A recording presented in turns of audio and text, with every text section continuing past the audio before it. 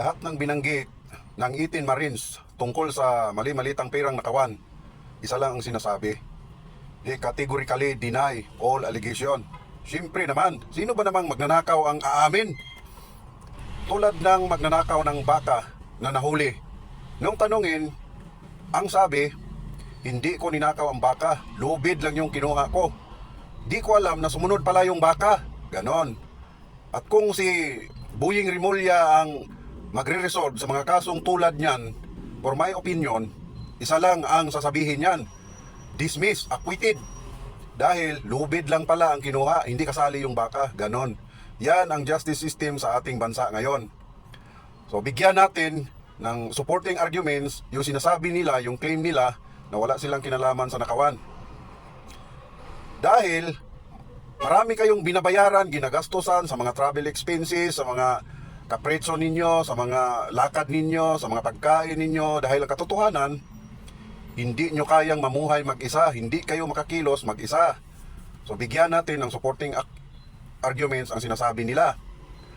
Yung milyon-milyon na jewelries ninyo, mga watches ninyo, mga bags ninyo, mga sasakyan ninyo, magagarang sasakyan, ipagpalagay na lang natin na bigay yon sa manufacturer sa inyo. Dahil marami na silang na-produce at matumal ang binta, kaya binigay sa inyo. So ganon yon, pwede yon. Yung mga real properties ninyo, mga malalawak na lupain na nabili ninyo, bigay yon sa mga katutubong magsasaka sa inyo. Dahil pagod na silang magsaka, kaya binigay na lang sa inyo. Pwede rin yon.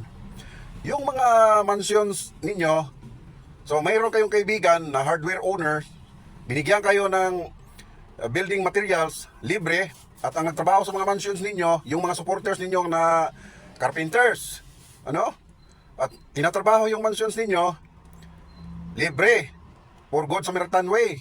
So pwede rin yon. So yung mga mansions ninyo sa ibang bansa, dahil marami sa inyo may mansion sa ibang bansa, ipagpalagay din natin na yung may-ari ng mansions na yon nakabili ng bago, at yung lumang mansions nila binibigay, pinamimigay nila, at kayo ang napili. Pwede rin yon. Yung mga milyon-milyon na pera sa bank account ninyo, pagpalagay din natin na panalo nyo yon sa Swertres Lotto araw-araw. Pwede rin yon. Pero ang tanong, may maniniwala kaya sa inyo mga putang ina kayo?